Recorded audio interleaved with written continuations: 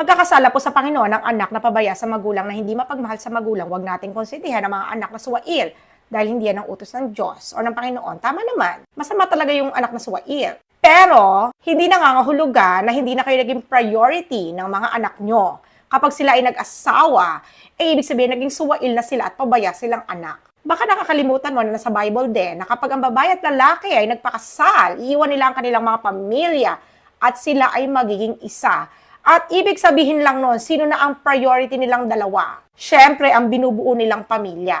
Which means, hindi sila masamang anak kapag hindi na kayo ang naging priority. Tsaka alam nyo, mga dear parents na merong ganitong kaisipan, nag-anak tayo hindi para may mag-alaga sa atin sa pagtanda. Nag-anak tayo hindi para may bumuhay sa atin. Nag-anak tayo kasi gusto natin.